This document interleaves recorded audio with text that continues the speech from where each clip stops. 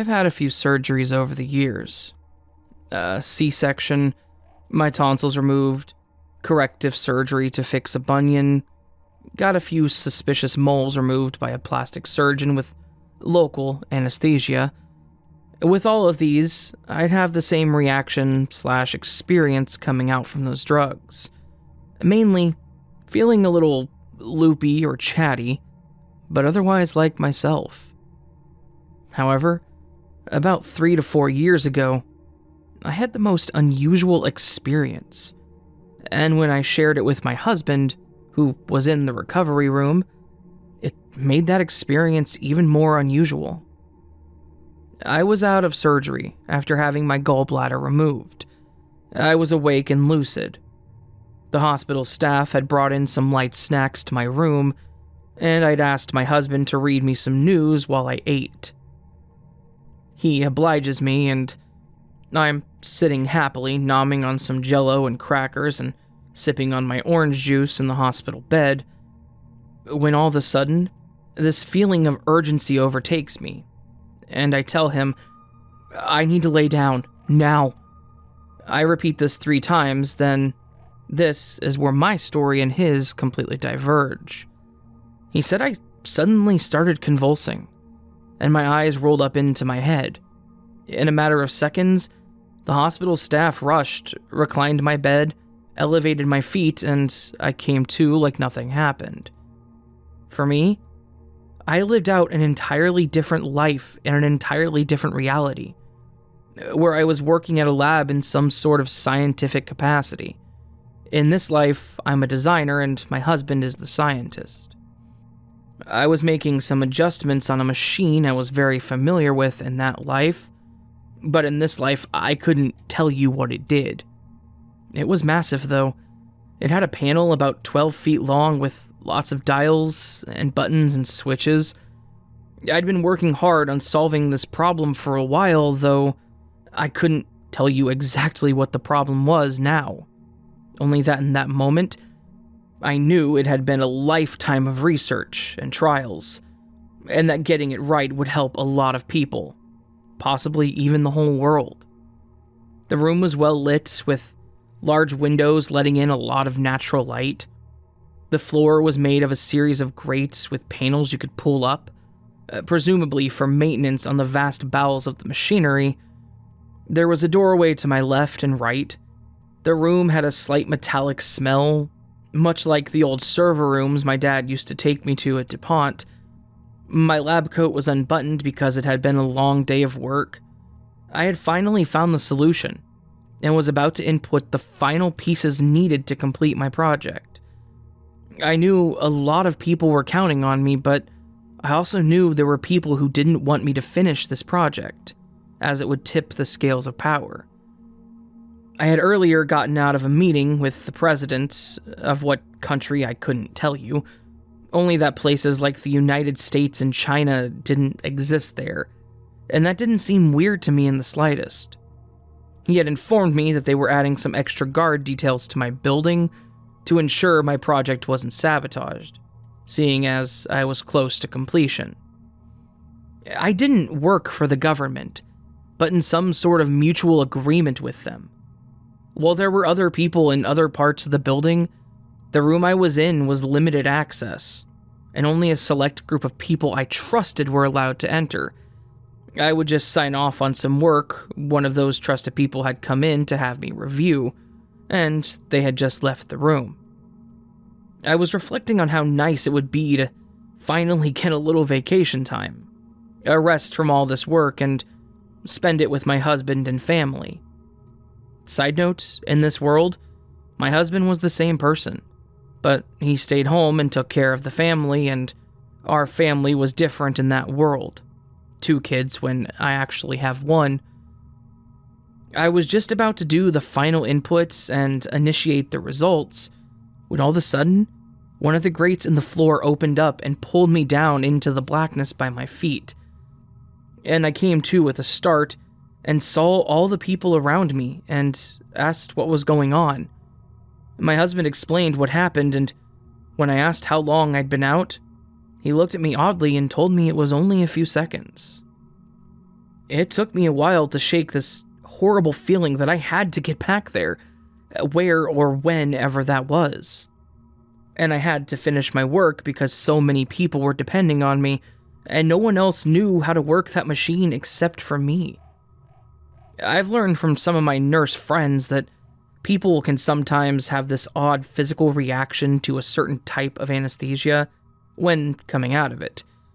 But no one's ever heard of this weird mental, which felt very physical, experience that I had in those few seconds.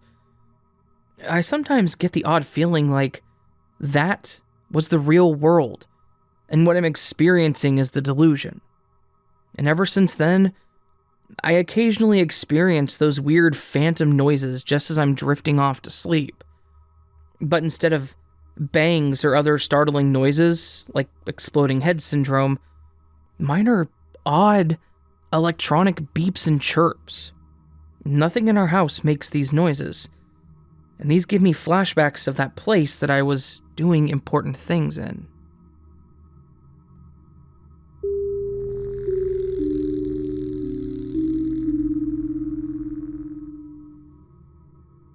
Having just found this group, I'm not sure if this belongs here, so sorry if not. And I apologize for my grammar, it's awful, I know. This happened 17 years ago to my brother and I. It was in the month of June, and I remember the date as this happened. Whatever this was that happened the day after my sister's wedding.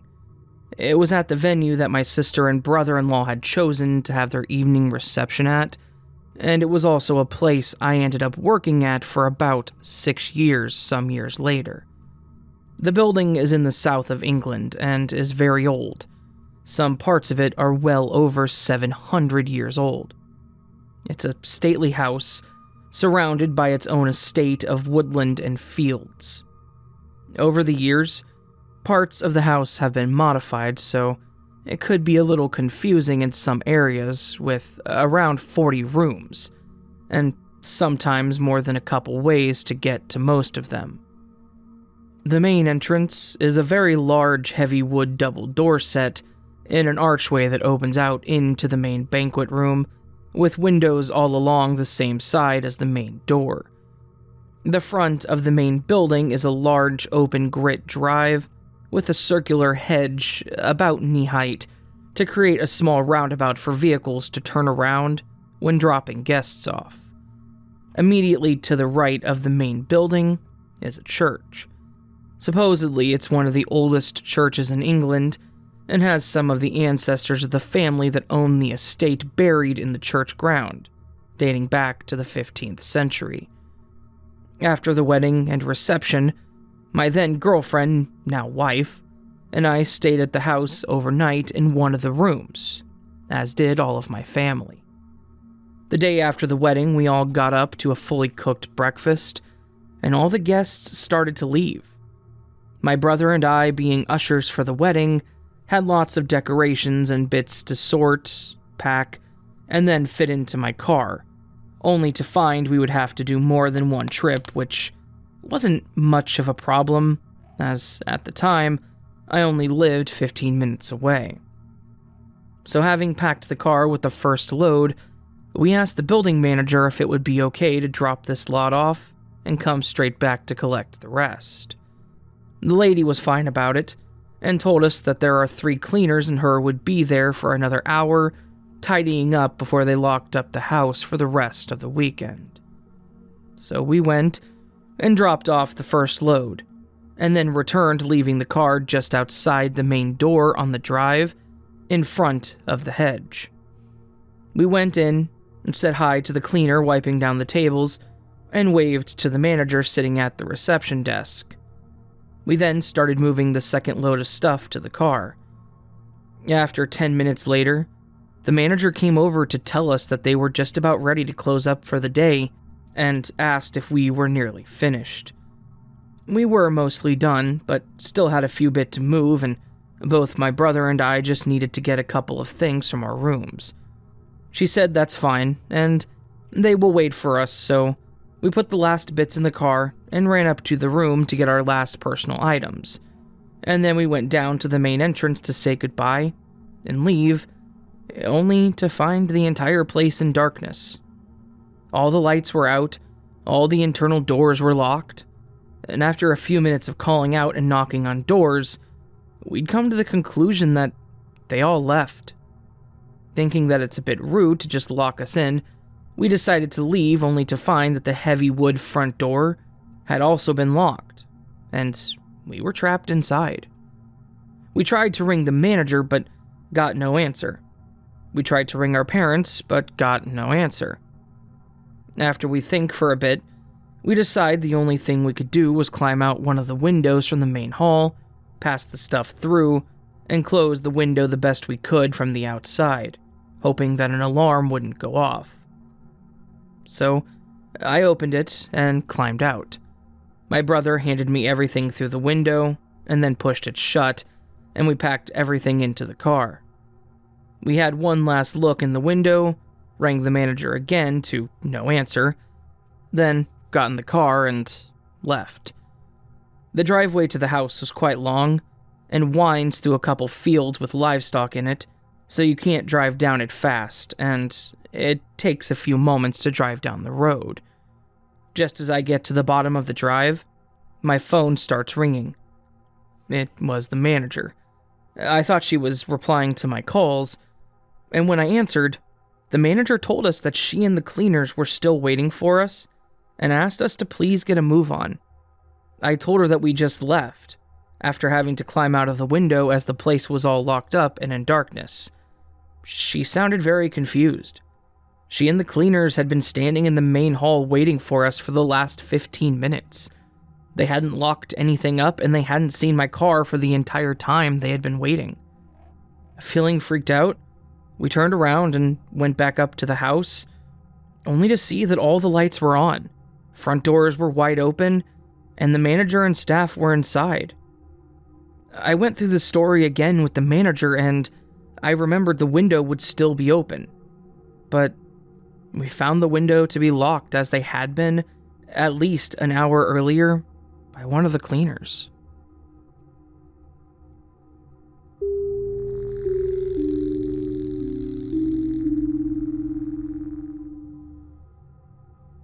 I'm not sure if this belongs here, but I think this fits the bill. I'm on mobile, so sorry for any formatting issues. So, for some backstory, I recently have been moving around a lot. In the span of 2 months, I moved out of my apartment to go back home, and then from there my partner and I moved into his parents' house across the country. About a week before I left town, I stayed at a coworker's place because I couldn't stay in my apartment the last week before I left. I lived out of a small suitcase for the time because all of my other stuff was taken to my mom's, thanks to a lovely friend. Once I got home, I shared a room with my sister. So, since I knew that I wouldn't be staying at my mom's house for very long, I kept all of my stuff boxed up, and would just rummage through them for clothes or whatever I might need. At the time, I had a suitcase that had some stuff in it, but I hardly went into it, and it stayed under the bed for a while.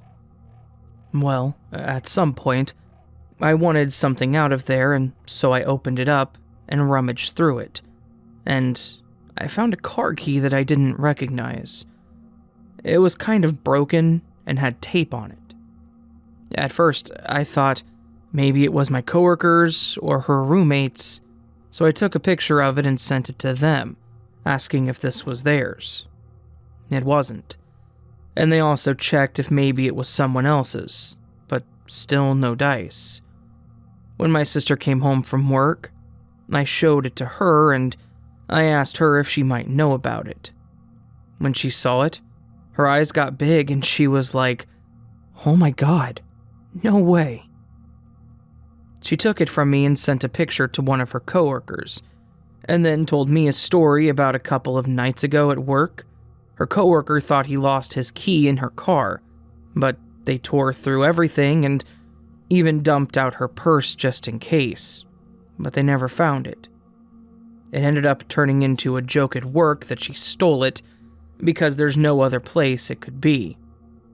He ended up getting a replacement key, but he wasn't upset because he needed one since it was kind of broken. It ended up being his key, wildly, and we have no clue how it got there. Luckily, no one was mad, and no one thought she actually stole the key, but everyone thought it was strange. To be clear, I found the key in the middle of all the clothes and stuff in it, and I also hadn't been in it for a while. There's no reason that my sister would need to go in there, and she said she hadn't been in it.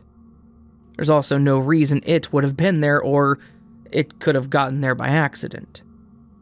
Luckily, even though his replacement key was expensive, he's just happy to have 2 keys in case of an emergency, and now has a weird story to tell others. Let me know what you think, and if you have any ideas on how it could have gotten there.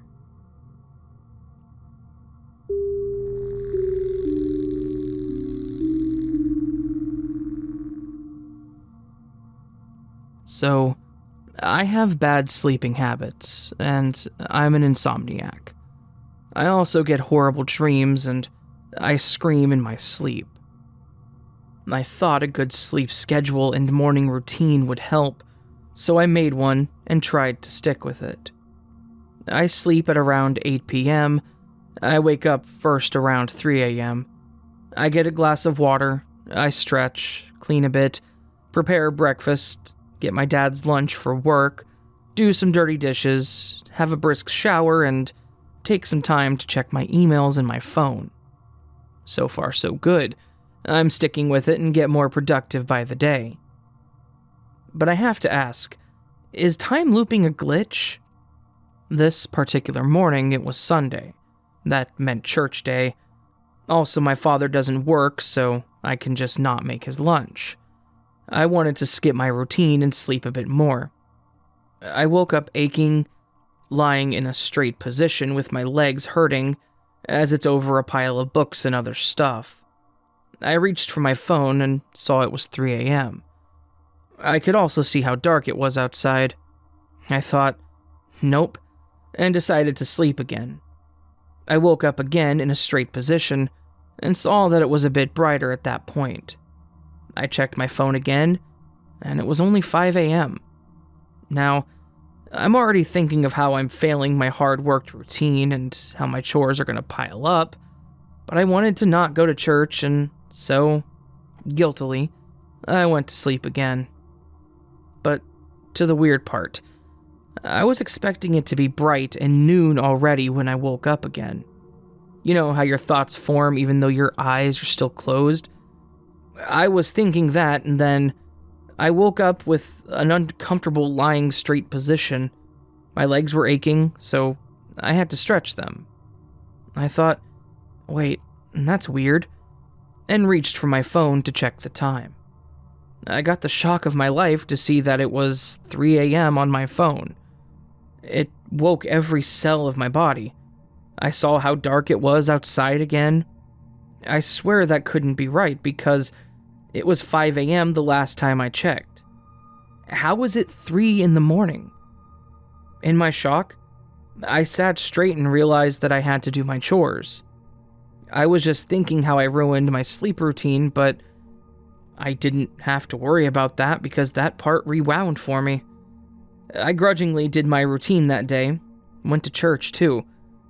I'm convinced that time looped back somehow, but for a silly reason. I told my friend I don't think he believes me. I wouldn't believe me either. I'd think I was just dreaming or remembering it wrong, but I know and I remember. I'm just happy it didn't loop multiple times like in the movies.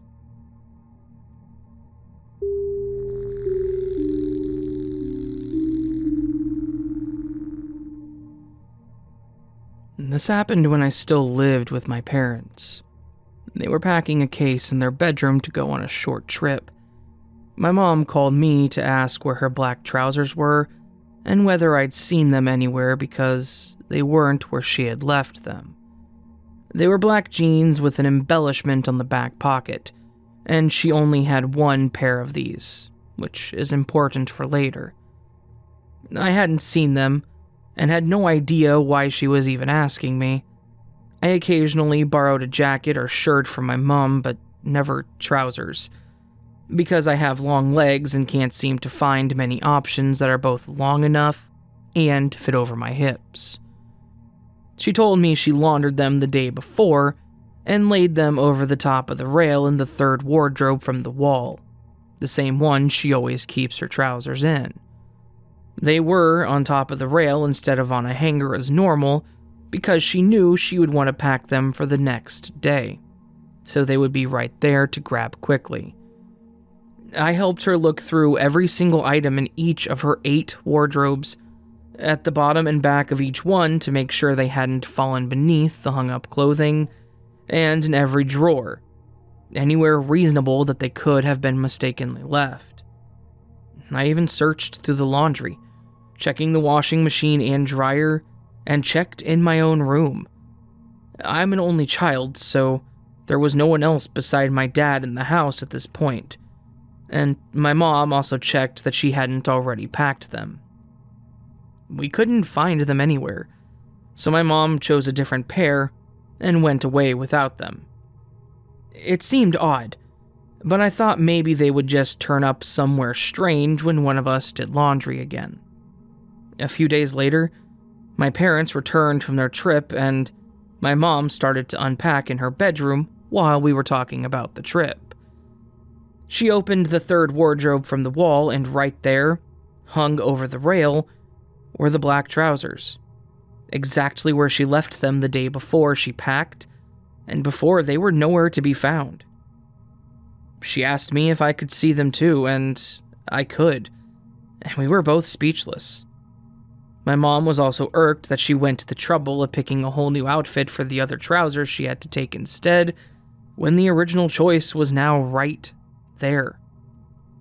We've talked it over a lot, and we still can't find an explanation for how they were there one day, gone the next, and then back again in the original spot when no one had stepped foot in the room since they left, and there was only one pair like them. We just came to the conclusion that, for whatever reason, those trousers were not meant to go on that trip.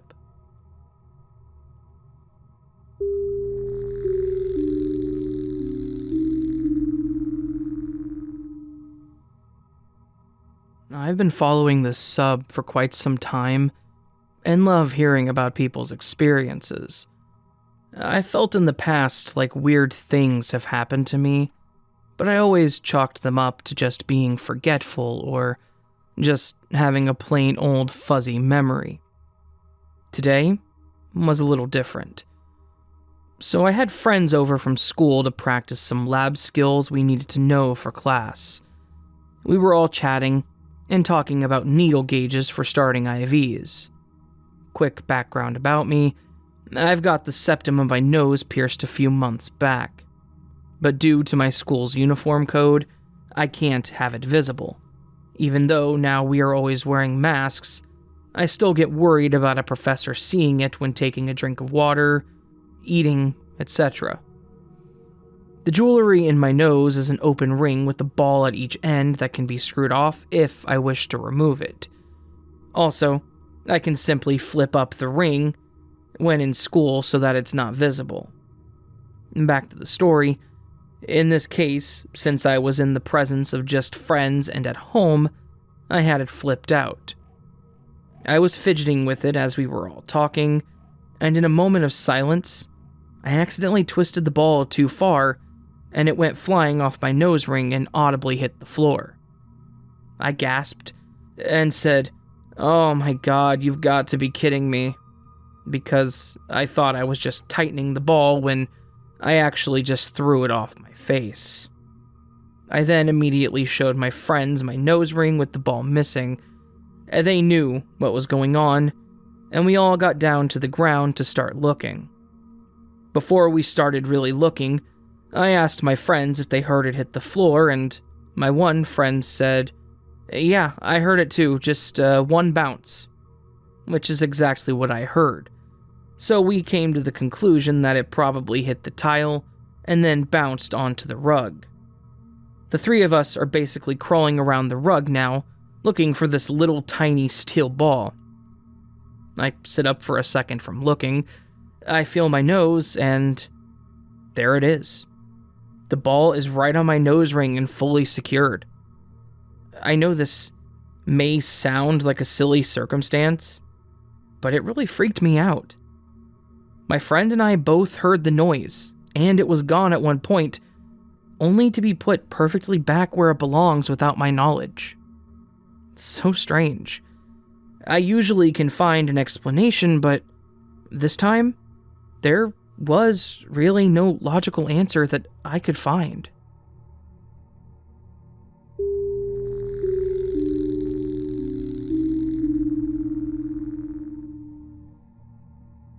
After reading some stories on this page, I remembered a weird experience I had a few years ago that I pushed to the back of my mind. I went to a small private college, so my friend group was small. One of the girls in my friend group ended up dropping out a couple of weeks into our first semester, and after that, no one kept in contact with her. I'll call her D so things don't get confusing. Fast forward a couple of years, and I'm working at a retail store in the mall. I'm checking a customer out, and D is checking out with the employee next to me. I couldn't speak to her, so I smiled and waved, and she looked confused, like I was a complete stranger, but still waved back. I thought it was kind of weird, but I brushed it off, thinking maybe she just didn't remember me since we had only known each other for a short period of time. About 6 months after me seeing D at my job, I'm leaving school to go get lunch, and she's in the alley behind my school. She says my name, comes up to me and gives me a hug, and asks how I'm doing. She tells me that she's visiting the city, and wanted to see if anyone comes out to smoke in the alley anymore. I tell her only myself and 2 other girls I was the closest with were still attending school, and that I had finally quit smoking because I was a few months pregnant. I was a little confused because of how our last interaction went, because now I knew she definitely knew who I was since she went out of her way to see if we still spent our breaks in this alley.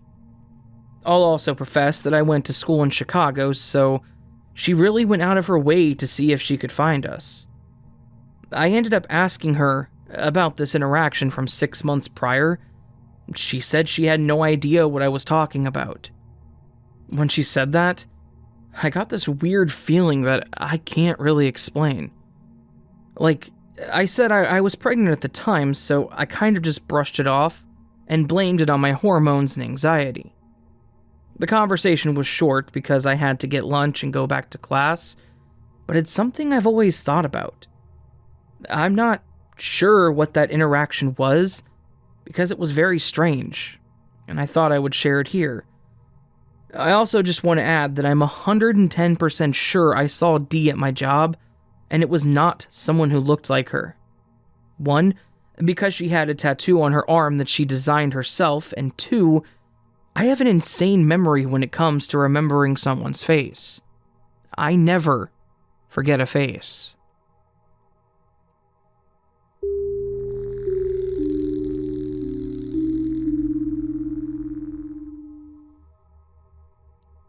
I've been messed up about this, so I thought this would be the perfect place.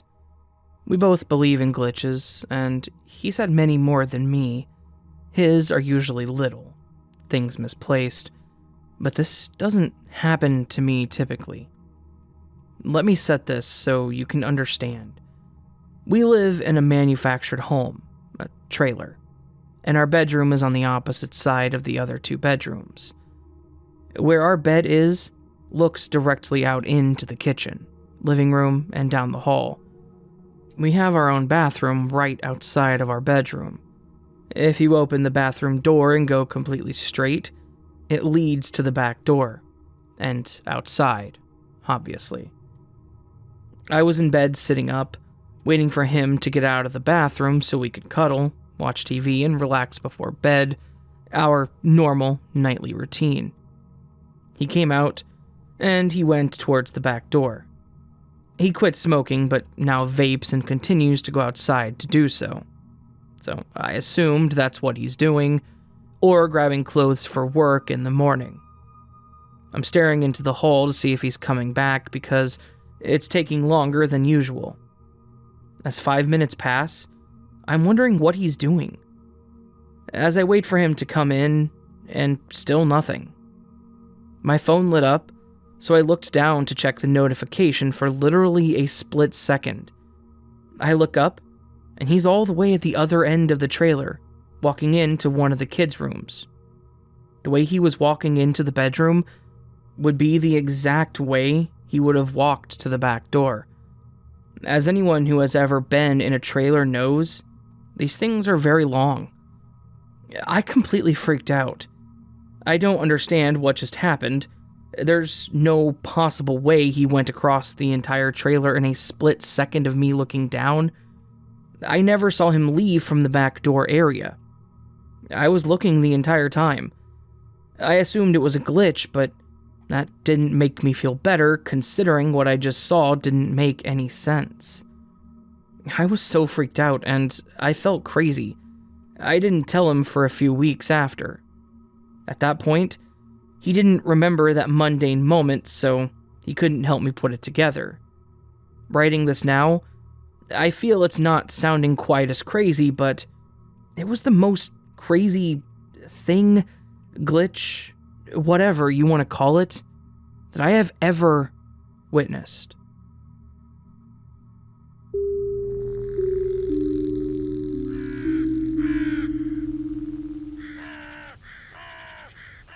So that was, my friends, a collection of Glitch in the Matrix stories, as you know, and as you love, because a lot of people love these ones, so hopefully you did too.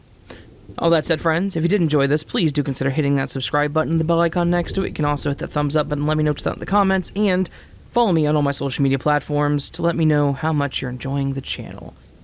If you really want to support the channel a little more than the norm, that's that. You can also support over Patreon or channel memberships. On both sides, $1 a month gets you early access to all my content. As long as I get it up, you get to watch it early. So, usually do. Sometimes don't, usually do. Like 99% of the time I do. So, well, that said, friends, let's move on to this week's word of the week. Now, last week's word was hutch, and that's a really hard word to use, yet some of you lovely folks still managed it. So let's go ahead and look at those. First up, we have anniereddj. That said, and the specific comment, the second one there, interestingly enough, I have a hutch in my living room with several reference books, including a Merriam-Webster's Collegiate Dictionary for Scrabble purposes. Good usage. Next up, we have Eliza H. I enjoyed listening to these stories much more than watching Starsky and Hutch. Of course, those TV shows were a long time ago. Good use of the word. Not the same definition, but I'll allow it because it does work out pretty damn well. So, thank you, Eliza. Next up, Jose Cuevas. My son likes it when you give us a word to use, but he says hutch is a difficult word to use, but little does he know, we used it in this comment. Yes, you did, Jose. Good job. Anyways, next up, 242 Reads, good friend of mine. Go sub to her channel as always. These stories really hit me today. I've been hit by a lot of deja vu, but I cannot change what I'm doing in them. I realize after it's done. Now let me go over to my hutch to write you a new story. Maybe about a snake wearing a suit. I will not forget that I owe you lovely folks a picture of a snake wearing a suit someday. It'll happen, don't worry. I did the possum already. And then lastly, but not leastly, we have T. Savand. Your channel is like a magical speaking hutch full of strange storybooks. I'm hooked. I loved it. Thank you, T. Savant. Love it very much. Now, let's move forward to this week's Word of the Week. This week's Word of the Week, so saith the Collegiate Dictionary, is peak, to reach a maximum. as of capacity, value, or activity often used without to cause to come to a peak point or maximum. Hope you can use that one in a good one. Well, that's it, friends. I hope you have a beautiful week, and I know I'm going to see you in the next video. So, until then, sleep well.